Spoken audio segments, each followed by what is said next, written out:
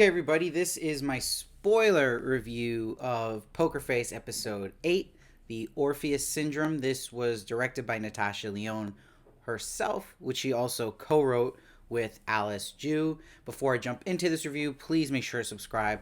I'm trying to hit 30K by the end of March so I can get this Rotten Tomatoes approval. I'd really appreciate the support. Or if you can just share these reviews so more people watch these Poker Face reviews. I love covering the show, and I would just love if more people could watch the show, talk about the show. That would be great. Now, jumping into this episode, it's really just a lot to take in with this episode, and it's very meaty. It's the most meaty episode of the show so far, and I really love how confident Natasha Lyonne's directing is, and this feels like the most confident episode of the show to date as well.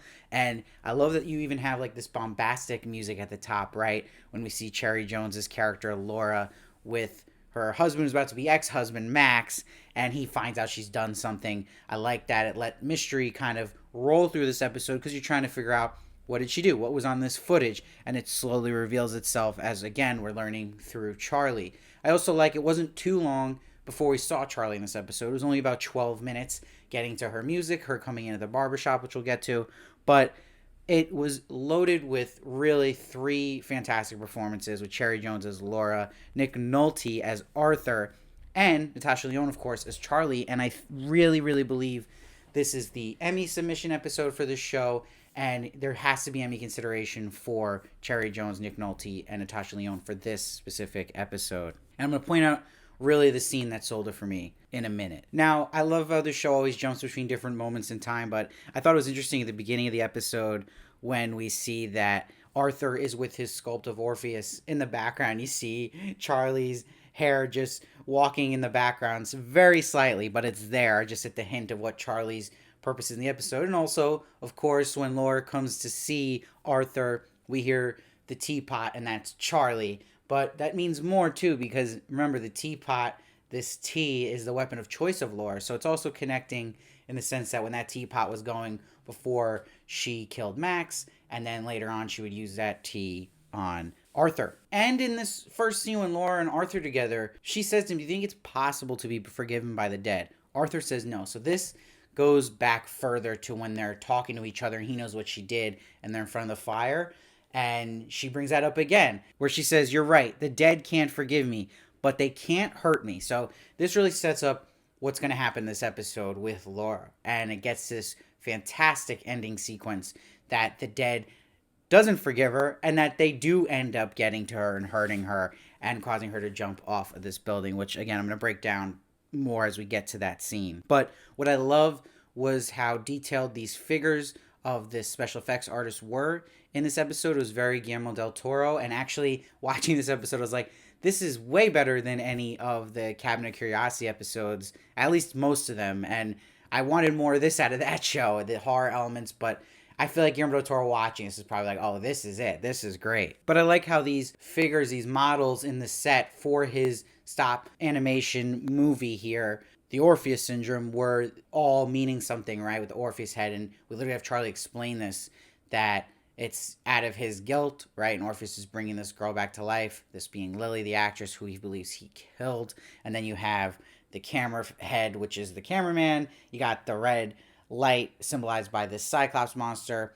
And you can kind of take it this way. I'm not sure I'm going to go fully this way because of the last scene kind of negates this. But I do think, because she didn't mention the three-headed monster, that three-headed monster figure was supposed to represent, because it was next to the Cyclops with the red light, that was supposed to represent Laura. And I think that also because there's a shot later in the episode where Laura's talking on the phone and the mirror reflection shows her with three eyes. Might be a reach here, but either way, that shot was clearly to show she's a monster. But I think there was something thematically going with the three heads, three eyes, that was supposed to represent Laura. But then I think maybe that's not the case, because she actually does see in her last moments that three monster looking at her. So, but I still think it could connect. Take it as you want. And it was clever, all the intentions and where Charlie was catching the lies.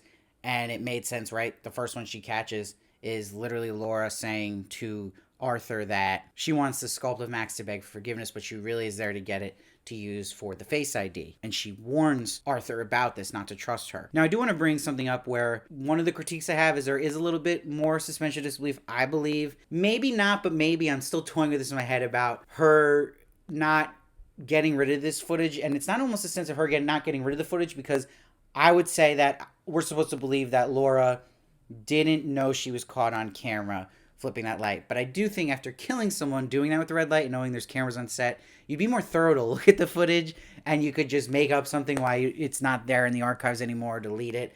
So maybe it's a little more stretched. She wasn't more thorough to just double check the footage after. But I took it as she didn't even know she was caught on camera yet, and it was brought back to life by Max repurposing them, digitizing that film footage of that awful day for the 40th anniversary, like they said. And then again, Arthur will see that eventually, which is also crazy because he only looked at it again because he was inspired by Charlie to face like his demons, right? And face his past to get over it. And it's just funny that inadvertently Charlie kind of got someone killed again too, having him be motivated to look at that. If he didn't look at that footage, he probably would have never been killed by Laura, which is just crazy. But I do think, a little bit of a stretch that Laura wouldn't have checked the footage from that day to see she wasn't caught flipping that light. But I love where they cut to Charlie in this episode where she's in this barber shop, and I like there's just so much BS going on in this barber shop, which was great, that she's developing, she thinks, this eye twitch. And they even throw a little thing too where she's guessing on a show, right? Like, not the father. So when she watches any TV, I like that joke that, like, because she can have the BS detector know who's telling the truth. But the eye twitch is a nice touch. It gets the payoff later in the episode, and it kind of freshens up the idea and adds to it of her being a lie detector, and could be something that hurts her later on, maybe, that someone could now catch that's her twitch and that she's catching on to somebody. But it also leads to the funniest... second funniest moments episode. That's how good some of these Natasha Lyonne scenes are with Charlie.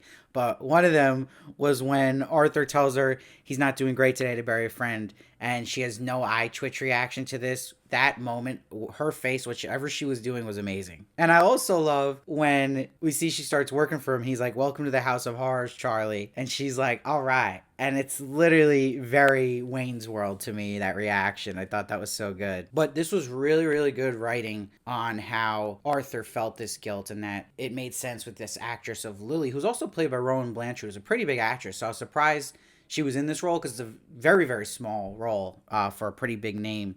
That's just another thing. But I thought it was interesting that she had that button that she'd hit if something was going wrong in the tank. And that was a very clever way for having somebody kill somebody, with Laura turning that light off to switch on the red light.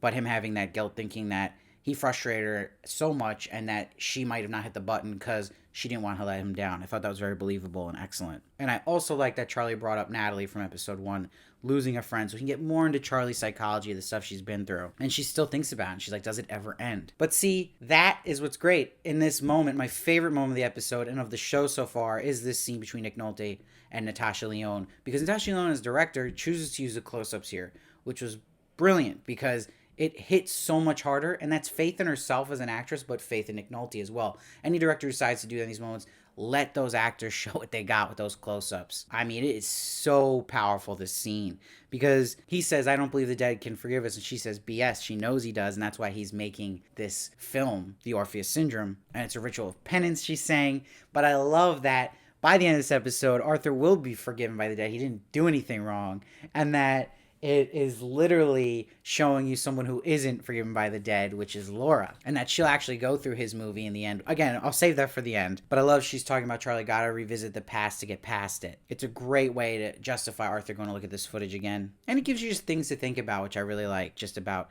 death and grief and letting go. And just how they have Charlie in the show constantly figure things out is great. Like having just so many setups and payoffs. And I love they set up her struggling delivering Max's head on Laura's driveway, and that's when she noticed it is gravel, which will come back later, her figuring out that he went to Laura's. But I love too that the way Arthur figured out that he didn't actually kill Lily was amazing, because he's catching it through facing his guilt, his pain, his grief. And that scene when he's looking at the footage with the score was just perfect. And I love they start setting up at this point in the episode, which will pay off later too, is that Max head model is what is facing Laura constantly and terrifying her. It's her facing the truth of what she's done. It's constantly, that's the dead, right? Facing her, coming for her. And remember, like I said in this scene, that's so important too with Arthur and Laura outside when she says, "You're right, the dead can't forgive me, but they can't hurt me," which is again going to pay off in the end that they can hurt her, right? Just great. And I love him saying, "I spent my whole life thinking I killed that girl," just showing how horrible it was that Laura watched her friend live with this. And what really showed me how cruel Laura was even thinking for a moment that Arthur had put the film reel into the fire for real and then was like, "Oh my God, I didn't have to give him the tea and kill him." But she got over it so fast and was smiling so quickly even then and letting him go. Didn't even say like, "Hey, I just made you sick." Nothing. It really showed me the monster she was in that moment. It really clarified that. And I did think it was fascinating when Charlie went to see Laura that what made her ears perk up even more, Charlie, is when Laura says that Arthur was totally able to let go of his guilt. That's where Charlie's kind of putting the piece together because she knows that's not where Arthur was at. And that's curious already into her suspicions about Laura. I really like that. And I love when Laura is saying to Charlie, "I wasn't responsible for Max's death." And then she starts that eye twitch. And then she says, "Arthur's heart problem caught up with him. Neither result of my actions. I didn't kill them." And then she's just, her eyes are going nuts. Charlie, I thought that was great. And that adds to the silliness part of this style of Rian Johnson, which works for me in a show like this that's already been developed, that there's some kind of ridiculous things happening, but it works here and how she's catching them. I just thought that was great with the humor of it. And little things too. Again, so many setups in this type of show, but one of my favorites was that she microwaved Hot Pockets for her and Arthur earlier, Charlie, and that later when Laura goes to Arthur's looking for the film, she says, "I can smell your Hot Pockets." That was so great. Now, I had said that I loved Charlie's reaction to Arthur not BSing her in the beginning, but my favorite, hardest laugh I've had this show, season in general, period, was Charlie in that black horse. Oh my God. When they said there's a horse loose on the premises and then that shot of her climbing up the stairs from above was perfect. I mean, I rolled over laughing so hard. And not only is it Natasha Lyonne's performance you're realizing, but it's also, again, the certain camera angle she's choosing to add to the humor. It's just great. And just little touch by the costume department here, really good, where you see that Laura's clothes went from just being all white and innocent in the beginning, kind of tricking you as the audience subconsciously, whereas the episode goes on, we're learning more and more how evil she is. She's wearing all these dark clothes. And man, there's so many funny lines to point out too. Just even Charlie saying to Raul at one point, "Is that one of those sad you're fired boxes?" I thought that was great. So props to the writing too. But this brilliant scene here at the end that you already see, and this is such a props to Cherry Jones, is that she played so well. Laura starting to get nervous about the dead, getting this karma happening, where karma theme was really starting last episode and it really leans into it in this episode because she sees Arthur in the crowd. This is what's showing you, right?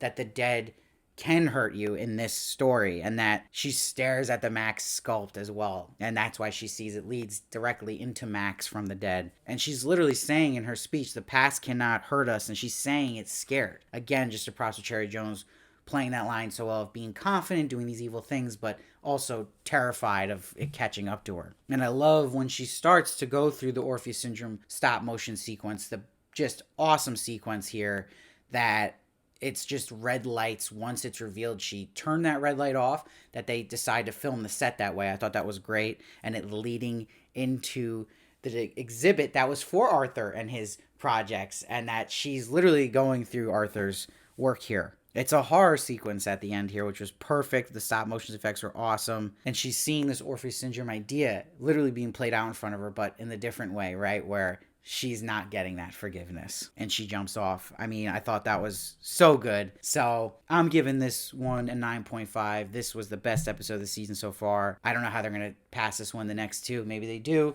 I hope they do, because this was just awesome and shows you where this show can go. And again, I would say that all of Cherry Jones' performance here should be submitted for Emmys, and also the scene that stood out to me acting-wise that I was blown away by was between Nick Nolte and Natasha Lyonne, where she was using the close-ups and they were talking about his movie. Excellent. I'll never forget that. So really, really powerful stuff. Let me know what you thought of this episode down below. I'd love to hear your thoughts on this one. I read every comment, try to respond as many as I can. Please subscribe so you don't miss one of my reviews of Poker Face. I'm also doing celebrity interviews and other shows like The Last of Us. And please follow me at Steve Varley Show on Twitter, Instagram, and TikTok for more of me. And I'll see you next time.